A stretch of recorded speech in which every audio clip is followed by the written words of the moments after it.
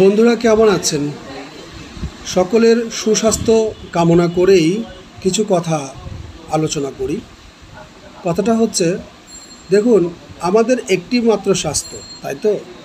তো পৃথিবীতে যতই মানুষ আছি আমরা, সেখানে পুরুষ হোক আর নারী হোক আর শিশু হোক বৃদ্ধ হোক, সব কিছু মিলিয়ে প্রকৃতি কিন্তু দাঁড়াচ্ছে মানুষ প্রকৃতি।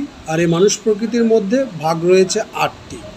তাহলে এই ৮ প্রকৃতির মানুষের মধ্যে বিভিন্ন প্রকার জটিলতা, মানসিক জটিলতা, শারীরিক জটিলতা এবং আধ্যাত্মিক জটিলতা যাই বলি, এই জটিলতার সমাধানের জন্য কিন্তু অনেক ধরনের মতবাদ আছে। এক একটি মতবাদেই কিন্তু সমাধান রয়েছে। তাহলে আমরা প্রত্যেকে কিন্তু এক মতবাদের মধ্যে নিজেরা থাকি না, এক একজন এক এক মতবাদে থাকি। যেমন ধরি যে চিকিৎসা ক্ষেত্রে হোক, কেউ অ্যালোপ্যাথিক মতবাদে বিশ্বাসী, কেউ হোমিওপ্যাথিক মতবাদে বিশ্বাসী, কেউ আয়ুর্বেদিক মতবাদে বিশ্বাসী, কেউ ইউনানি মতবাদে বিশ্বাসী, আবার কেউ ওষুধ ছাড়াও যে ভালো থাকা যায় সেদিকেও আবার অনেক মতবাদ আছে। যেমন র্যাকি বলি, ম্যাসমারিজম বলি, আকুপ্রেশার বলি, আকুপাংচার বলি, হ্যাঁ, তারপরে আইরিডিওলজি বলি, বিভিন্ন প্রকার চিকিৎসার থেরাপির কথা প্রকাশিত আছে এবং তার ডকুমেন্টারি প্রমাণও আছে। তাহলে এত কিছু থাকার পরেও আমাদের মধ্যে কি নাই? সন্তুষ্টি নাই বা শান্তি নাই, বা আমাদের মধ্যে সবসময় একটা পরিবর্তন খুঁজছি আমরা। তার কারণটা কি?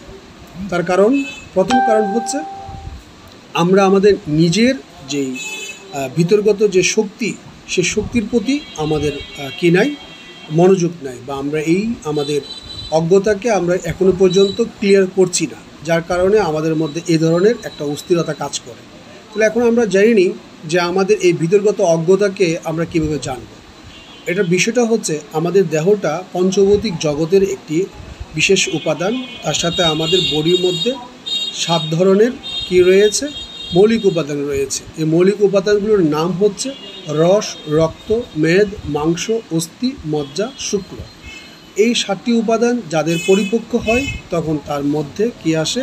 একটা সাস্টেনেবিলিটি আছে।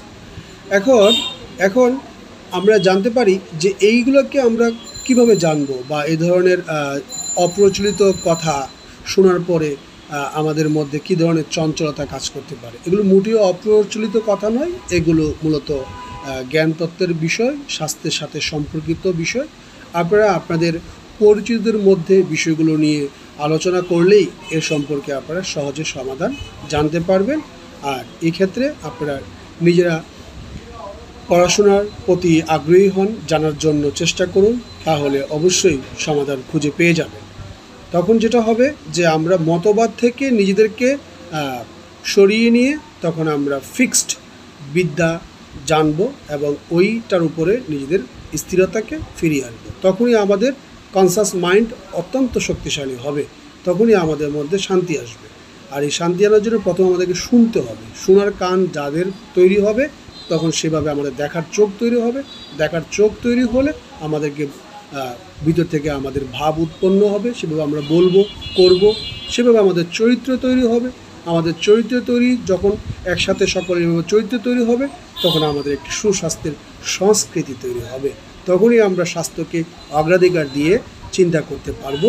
তখন আমাদের রোগ নিয়ে চিন্তা না করে, রোগী নিয়ে চিন্তা না করে, তখন আমরা দেখতে পারবো যে নিজেই নিজের কন্ট্রোলিং পাওয়ারকে কী রাখতে পারছি, ঠিক রাখতে পারতেছি। তখনই আসবে আমাদের শান্তি। সকলকে আল্লাহ হেদায়েত করুক। সকলে ভালো থাকবেন। আসসালামু আলাইকুম।